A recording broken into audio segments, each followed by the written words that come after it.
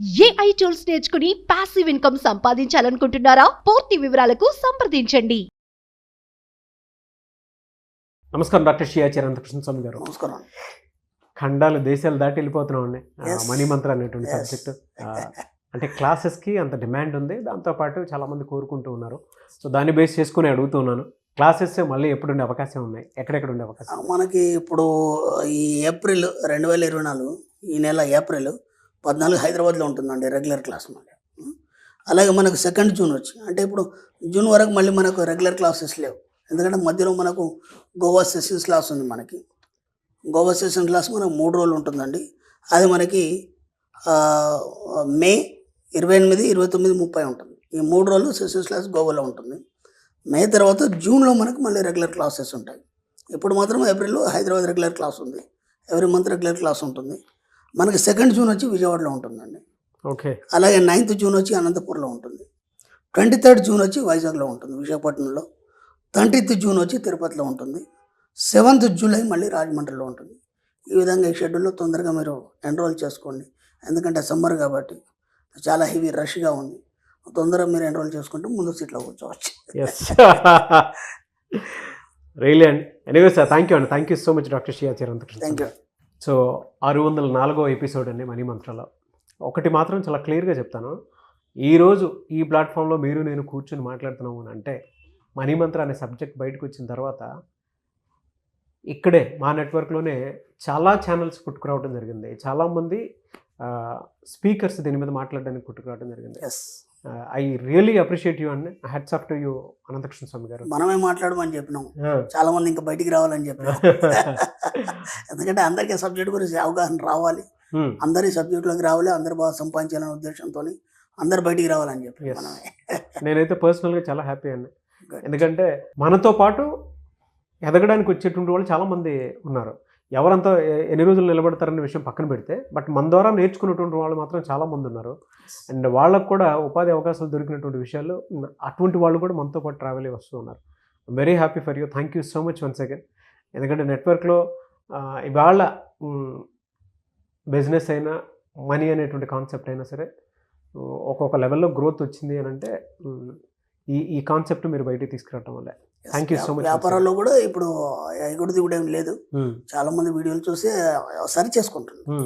And ఇక్కడ విధి విధానం ఏంటంటే వ్యాపారం నడవలేదనే మాట కాదు, ఎక్కడ మిస్టేక్ అవుతుంది దాన్ని సరి చేసుకుంటే వ్యాపారం నడుస్తుంది. అంతే. థ్యాంక్ యూ సో మచ్ అండి వన్స్ అగైన్. సో 604వ ఎపిసోడ్. ఈ వీడియోలో ఏం చెప్తున్నారు? ఇక్కడ సంకల్పాలు లక్ష్యాలు ఏవైతున్నాయో మనం పెట్టుకున్న సంకల్పాలు లక్ష్యాలు ఇవన్నీ నెరవేరాలని మనకు ఒక ఆలోచన వచ్చినప్పుడు అవి మీరు అనుకుంటే కాదు, మేము అనుకుంటే నెరవేరవు. అవి మీ అంతర్లీనమైనటువంటి సుప్త చేతనాత్మక మనసు నుంచి వెలువడినప్పుడు మాత్రమే అవి సాధ్యమవుతాయి. ఓకేనా?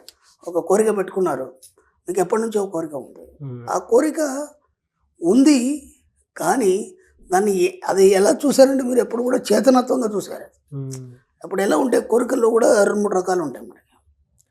కోరికలు, లక్ష్యాలు, సంకల్పాలు ఇవన్నీ కంప్లీట్ డిఫరెంట్. కోరిక అంటే పక్క వాళ్ళకు ఒక కలర్ టీ ఉంది, మంచి ప్లాస్మా, మనకు కావాలి, అది కోరిక. ఓకేనా? ఇప్పుడు నేను ఏదో ఒకటి సాధించాలి నా జీవితంలో, నేనేంటనేది ప్రపంచానికి తెలియాలి, లేదా ఎవరు చేయని పని నేను ఏదో ఒకటి కొత్తతనం చేసి ప్రపంచానికి నేను తేలాలనుకున్నప్పుడు అది లక్ష్యం అవుతుంది. ఓకేనా? సంకల్పం అంటే ఏంటంటే ఒక దీక్ష. అంటే ఇప్పుడు మీరు ఒక పని అనుకున్నారు, దానికోసం మాత్రమే పని చేయడం. మనం ఇంతకుముందు కూడా ఒక సైంటిఫిక్గా మనం సైకాలజికల్ పరంగా ఒక విషయాన్ని చెప్పుకున్నాం. మనం ఒకే పని మీద పదే కొన్ని సంవత్సరాల తరబడి పనిచేయడం ఒకటి, లేదా 2 ఒకే పని మీద దృష్టి పెట్టడం. సంవత్సరాల తరబడి పని చేసినా నీకు అదే రిజల్ట్ వస్తుంది. ఒకే పని మీద దృష్టి పెట్టడం వల్ల కూడా అదే రిజల్ట్ వస్తుంది. ఇక్కడ ఏమవుతుందంటే మీరు ఏది ఏంటనేది మీకు తెలియకుండా ఈ వాటిలో కన్ఫ్యూజ్ అవుతున్నారు. సంకల్పాలు వేరు, లక్ష్యాలు వేరు. లేదంటే మీరు దృష్టి పెట్టడమా, లేదంటే దాని మీద పని చేయడమా, వీటిల్లో ఏదో ఒకటి ముందు మీరు డిసైడ్ చేసుకోవాలి. అంటే ఇప్పుడు మీకు ఒక కోరిక ఉంది, లేదంటే ఒక లక్ష్యం ఉంది. లక్ష్యమా, కోరికనా, లేదా సంకల్పమా, వీటిని ముందు పర్ఫెక్ట్గా మీరు డిసైడ్ చేసుకోవాలి. అంటే మీరు వీటికి ఏదో వాట్ ఈస్ డిఫరెన్స్ బిట్వీన్ అని నేను చెప్పాను. దీన్ని బట్టి దాన్ని డిసైడ్ చేసుకోండి. ఫస్ట్ చేసుకున్న తర్వాత ఏం చేస్తారంటే దాన్ని మననం చేయండి. ఏదైతే మీరు అనుకుంటున్నారో కోరిక కావచ్చు, లక్ష్యం కావచ్చు, ఇంకేదైనా కావచ్చు, సంకల్పం కావచ్చు, దాన్ని మననం చేయండి. మననం అంటే ధ్యాస. ఇంతకుముందు కూడా చెప్పాను, ధ్యానం వేరు, ధ్యాస వేరు. ధ్యానం అనేది మీకు ప్రశాంతతని ఇస్తుంది తప్ప డబ్బునివ్వలేదు. డబ్బు మీద ధ్యాస మాత్రం మీకు డబ్బునిస్తుంది. అంటే ఎరుక, అది మాత్రం మీకు డబ్బునిస్తుంది. అందరూ ఏమనుకుంటారంటే ధ్యానం చేస్తే అన్నీ వచ్చేస్తాయి అనుకుంటారు. ధ్యానం చేస్తే ఏం రాదు, ప్రశాంతత వస్తుంది. దాంతోపాటు ఉన్నాయి కూడా పోతాయి.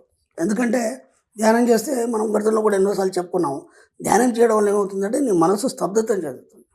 అంటే కోరికలు లేని స్థితి ఏర్పడుతుంది. కాబట్టి ఇక ఏ కోరికలు ఉండవు కాబట్టి స్తబ్దత చెందుతుంది. దాంతో ఏమైతే ఉన్నాయి కూడా పోతాయి. దాంతో ఇది చాలామందికి తెలియదు. ప్రశాంతత వస్తుంది. ప్రశాంతతలో ఏమి ఉండదు కదా. ప్రశాంతత అంటే ఏంది? అప్పుడు శ్మశాన వైరాగ్యం కూడా వస్తుంది. శ్మశాన వైరాగ్యం అంటే శ్మశానంలో ఏముంటుంది, ఏముండదు కదా. ఏది వద్దనిపిస్తుంది. ఇవన్నీ ఏంటి, ఇదంతా తుచ్చమైంది, భార్య పిల్లలు కానీ, డబ్బు కానీ, ఇవన్నీ లగ్జరీస్ కానీ, ఇవన్నీ ఏం అవసరం అని అనిపిస్తుంది. అర్థమైంది. కాబట్టి మన సబ్జెక్టులో ఏం చేస్తామంటే ప్రతి దాంట్లో సృజనాత్మకతను మనం ఎన్నుకుంటాం. మనం సృజనాత్మకత అంటే ఒక కొత్తదనాన్ని ఎన్నుకుంటాం మనం. అంటే ఎప్పుడైనా లైఫ్లో మనం బోర్ ఫీల్ కాకుండా. ఇంకో విషయం కూడా ఏముంటుందంటే, ఇప్పుడు థామస్ ఆల్వా ఎడిసన్ ఉన్నాడు, బల్బు కనుక్కోవడానికి చాలాసార్లు ప్రయత్నం చేశాడు. ఆయన దాదాపు 1000 సార్లు 2000 సార్లు ప్రయత్నం చేశాడు. ఒకసారి పిగ్మెంట్ అనేది మార్చిండు, లేదంటే ఒకటి వెండిది పెట్టిండు, ఒకసారి బంగారంది పెట్టిండు, ఒకసారి రాగిది పెట్టిండు, ఏదో చేశాడు మొత్తానికి. లాస్ట్ మూమెంట్లో అది కనుగొనబడింది, అది ఇన్వెంట్ చేయబడింది. అది ఈ యొక్క ఇన్వెంట్లో భాగంగా దాదాపు ఒక 1008 సార్లు ప్రయత్నం చేయడంలో భాగంగా కూడా అతనికి ఏమైపోతుంది అంటే అది బోర్ అయిపోతుంది. చాలామంది కూడా మనం ఇప్పుడు ఒక యూత్ని తీసుకున్నా సరే, ఒక గొప్ప వాళ్ళని తీసుకున్నా సరే, నేను కొందరిని చూస్తున్నాను, మహామేధావి, ప్రపంచంలో గొప్ప ఎంత మేధస్సు ఉండదో అంత మేధస్సు ఉంటుంది. వాళ్ళు ఏం చేయకుండా సైలెంట్ అయిపోయిన వాళ్ళు ఉన్నారు. ఎందుకు అంటే వాళ్ళు పెట్టుకున్న లక్ష్యాలు కానీ సంకల్పాలు కానీ ఏవైతే ఉన్నాయో వాటిలో టైం ఎక్కువ తీసుకోవడం వల్ల వాళ్ళు బోర్ అయిపోయినారు. అంటే కేవలం వాళ్ళకి కావాల్సిన దాని మీద దృష్టి పెట్టారు కానీ దానికి సృజనాత్మకతను జోడించలేదు. ఓకే, అర్థమవుతుందా? సృజనాత్మకత అంటే కొత్తదనాన్ని జోడించలేదు. ఇది ఇలాగే చేయాలి, ఇలాగే దీన్ని సాధించాలి. అది సాధ్యం కావచ్చు, కాకపోవచ్చు. కానప్పుడు ఏమైపోతుందంటే దాని మీద బోర్ అయిపోయి దాన్ని పక్కన పడేసి వీళ్ళకి అన్నీ తెలుసా అనే ఒక ఆలోచన ద్వారా సమాజానికి దూరంగా ఉంటూ నేనే మేధావిని అనే ఒక తెలియనటువంటి ఒక అహంకారం లోపల ఉండి దాంతో వాళ్ళు ఎట్లా అంటే ఒక సన్యాసి కావచ్చు, ఒక యోగి కావచ్చు, ఆ విధంగా మారిపోయి వాళ్ళ లైఫ్ స్టైల్ అనేది వాళ్ళు ఒంటరిగా బతకడం అనేది మనం చాలామంది నేను చూస్తున్నాను. అది కాదు కదా, మన సబ్జెక్టులో అలా ఉండదు. ఎందుకంటే మనం నిరంతరం కోరికలు పెంచుకుంటాం, నిరంతరం కొత్తగా ఆలోచిస్తాం, నిరంతరం మాకు కావాల్సిన దాని మీదనే దృష్టి పెడతాం, దాంతోపాటు దాంట్లో కొత్తదనాన్ని ఎత్తుక్కుంటాం. కాబట్టి మనకు సబ్జెక్టు బోర్ రాదు. ఎవడో మన సబ్జెక్టులో వేల లక్షల మంది ఉన్నారు. ఎక్కడ వెళ్ళినా సరే వాళ్ళ లోపల ఒక ఆనందాన్ని కానీ, లేకపోతే ఇప్పుడు మా క్లాస్లోకి వస్తారు, లేదంటే ఎప్పుడైనా కాల్స్ మాట్లాడుతుంటారు, లేదంటే ఏదైనా సందర్భం వచ్చినప్పుడు ఎక్కడైనా సందర్భం మనకు తోడవుతారు, చూస్తే ఒక హ్యాపీనెస్ ఇంతకుముందు ఉన్నటువంటి పరిస్థితులు ఇప్పుడు లేవు. వాళ్ళే చెప్తారు, మనం చెప్పడం కాదు. ఎందుకు? ఇప్పటి వరకు వాళ్ళు బోర్ అయిపోయినారు వాళ్ళ లైఫ్లో. అంటే అదే పరిస్థితి తదేకంగా చూసి ఇక మనం ఏం సాధించలేము, ఇదే జాబు, ఇంత శాలరీ, ఇలాగే జీవించాలని దానికి ఫిక్స్ అయిపోయినారు కాబట్టి బోర్ అయిపోయినారు దాంతో. ఇప్పుడు మన సబ్జెక్ట్ వచ్చిన తర్వాత ఏమైందంటే సృజనాత్మకంగా ఎలా ఆలోచించాలనే ఆలోచన ద్వారా వాళ్ళ జీవితంలో కొత్తదనాన్ని ఆపాదించుకున్నారు చాలామంది. ఇప్పుడు మీరు చూడండి, ఇంతకుముందు ఉన్న పరిస్థితి ఎవరికి లేదు. వాళ్ళు ఎంత ఖర్చు పెడుతున్నారంటే బ్రహ్మాండంగా ఖర్చు పెడుతున్నారు.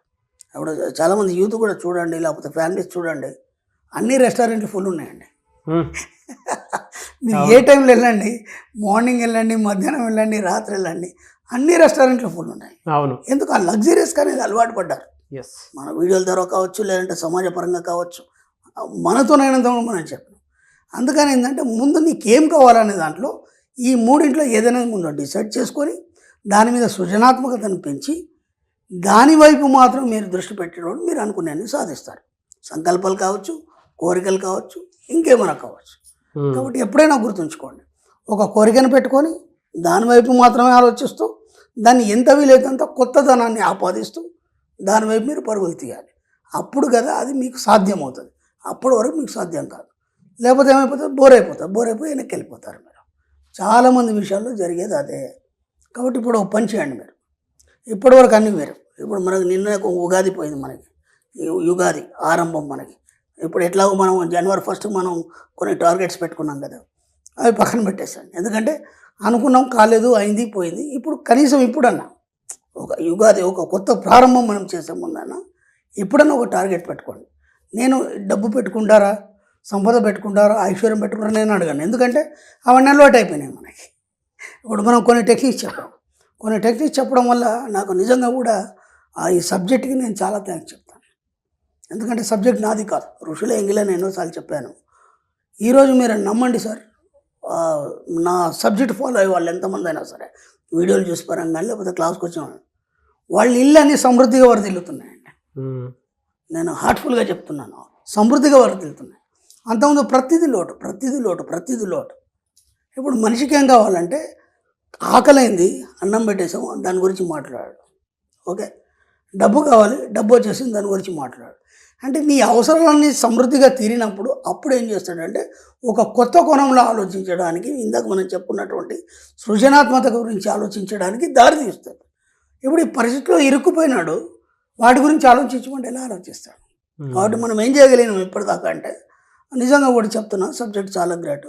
ఇన్ని వీడియోలతో కానీ లేదంటే ఇన్ని సంవత్సరాల్లో కానీ ఒకటి మనం చేయగలిగినటువంటి అందరి ఇళ్లలో సమృద్ధిని తీసుకొచ్చాం మనం. ట్రూ అండి. ఎస్, సమృద్ధిని తీసుకొచ్చాం. ఎందుకంటే మనం చాలా టెక్నిక్స్ చెప్పాం, అవన్నీ పాటిస్తున్నారు. ఉదయం లేవగానే డోర్ తీస్తున్న ఇంట్లోకి ఆ డబ్బు సంపద ఐశ్వర్యాన్ని నేను ఆహ్వానిస్తున్నాను. ఎంత బాగుంది, దాంట్లో పూజ లేదు, పునస్కారం లేదు, ఒక వర్డ్ మనం ఏదైతే చెప్తామో అది యూనివర్స్ తీసుకుంటాం. ఓకే, ఆ తర్వాత బయటకు ఎన్నిసార్లు వెళ్ళినా సరే ఖాళీ చేతులతో ఇంట్లోకి రావద్దు, సమృద్ధి తోడవుతుంది. వాళ్ళు అందరు హ్యాపీగా ఉన్నారు, అందరి ఇళ్లలో సమృద్ధి తోడైంది, అందరు సమృద్ధిగా ఉన్నారు. ఇప్పుడు డబ్బు గురించి ఆలోచిస్తున్నారు. అంటే సమృద్ధి వచ్చిన తర్వాత ఇప్పుడు వాళ్ళ కోరికలు ఏంటి, డబ్బు ఎలా వస్తుంది, డబ్బును సంపాదించి ఏమేమి చేయాలి, ఇప్పటివరకు మిగిలిపోయిన కోరికలు ఎలా తీర్చుకోవాలి. కాబట్టి ఇప్పుడు ఏం చేస్తారంటే, నేను స్టార్టింగ్లో ఏదైతే చెప్పానో, సంకల్పమా, కోరికనా, లక్ష్యమా, ముందు పర్ఫెక్ట్గా డిసైడ్ చేసుకోండి. దానివైపు మాత్రమే సృజనాత్మకతను ఆలోచిస్తూ ముందుకెళ్ళినప్పుడు మాత్రం మీ యొక్క సబ్కాన్షియస్ మైండ్ ప్రయత్నిస్తుంది. ఏదో అనుకున్నారా, ఒక కోరిక అనుకున్నారా, వాళ్ళకుంది మనకుంది అంటే మాత్రం రాదు అది. ఎందుకంటే వాళ్ళకున్నది నువ్వు కలిగి ఉన్నట్టు నువ్వు ఫీల్ కావాలి. ఓకేనా? కాబట్టి ఇప్పుడు మీ జీవితంలో ఏం కావాలనేది మీరు డిసైడ్ చేసుకొని ప్రతి దగ్గర మీరు ఫీల్ అవ్వండి. ఫీల్ అయినప్పుడు మాత్రమే మీ సొంత చేతనాత్మక మనసు భౌతిక రూపంలో అందిస్తుంది. నా ఎక్స్పీరియన్స్ కూడా నేను మీకు షేర్ చేస్తాను. ఉగాది అన్నారని చెప్పేసి, అంటే సబ్జెక్ట్లో మనకు ఉంది కాబట్టి, పైగా మీరు నేను కనెక్ట్ అవ్వడానికి సబ్జెక్ట్ కూడా మెయిన్ కారణం కాబట్టి, నేను ఉగాది అని నాకు కావాల్సింది ఒక 5 రాసుకున్నాను గురించి. ఇదే దీంట్లోనే 5 రాసుకుంటే 3 జరిగిపోయాయి. జస్ట్ 2 డేస్లో జరిగిపోయినాయి. ఎందుకంటే సబ్జెక్ట్ కనెక్ట్ అయ్యి ఎప్పుడైతే విషయంతో మనం కనెక్ట్ అవుతామో మనం చేయం పని, అది డిజైన్ చేసి రెడీ పెట్టేస్తాం. మనం ఏం చేయాలంటే, నేను విశ్వం మీ సేవకుడు అన్నాం, మీ సేవకుడికి ఏం చేయాలి, మనం ఆర్డర్ చేయాలి, పని అంతా వాడే చేస్తాడు. అదే, అంటే పర్ఫెక్ట్గా మనకి ఏం కావాలనేది ఇవ్వాల్సినటువంటి అవసరం అవుతుంది. నేను రాసుకున్నాను నాకు ఇలా కావాలి అని, నేను ఉగాది కదా, సో మనకి ఇది కావాలి అనుకున్నప్పుడు సాయంత్రం లోపు ఇది అయితే చాలు అనుకున్నాను. నేను ఒక 5 రాశాను, 3 ఈవినింగ్లోకి అయిపోయాయి. నాకు కూడా ఒక రీసెంట్లీ చిన్న ఎగ్జాంపుల్ ఏంటంటే, అంటే నేనైనా సరే అదే సబ్జెక్ట్ ఫాలో అవ్వాలి కదా. ఒక వర్క్ ఉంది, అది చాలా ఈజీగా, చాలా క్రిటికల్. అది జస్ట్ అనుకున్నాను, రేపు వెళ్ళగానే 5 నిమిషాలు వితిన్ 5 minutes అయిపోవాలనుకున్నాను. మార్నింగ్ అనుకోకుండా కార్ వెళ్తుంది, అక్కడ వెళ్ళిపోదాం పద, ఒక్కసారి కార్ ఎట్టి తిప్పన్నాను. మీరు నమ్మండి, అంత పెద్ద ప్రెమిసెస్లో ఒక్క మనిషి లేడు, నాకు కావాల్సిన ఆపరేటర్ మాత్రమే ఉన్నాడు సిస్టమ్ మీద. జస్ట్ వెళ్ళాను, ఇది అని చెప్పాను, సార్ ఇలా చేయండి 5 నిమిషాల పని అయిపోతున్నాడు. కరెక్ట్ టైం చూసాను, 5 minutesలో బయటకు వచ్చేసి. ఫ్యాంటాస్టిక్. నేను అదే ఎక్స్పీరియన్స్. మీకు కావాల్సిన కోరికలు కానీ, మీకు కావాల్సిన పనులు కానీ, మీకు ఏదైనా అనుమానం ఉంది ఇది ఎలా అవుతుంది, లేకపోతే సమస్య పరిష్కారం కానీ, నిద్రలోకి జారే ముందు చెప్పండి, అది రెడీ చేస్తుందని చెప్పాను. ఎనీవేస్, థ్యాంక్ యూ అండి, thank you so much doctor Shiyacheri Anantakrishna Swamy గారు. థ్యాంక్ యూ అండి. సుమన్ టీవీలో మీ పర్సనల్ అండ్ బిజినెస్ ప్రమోషన్స్ కోసం కింది నెంబర్కి కాంటాక్ట్ చేయండి.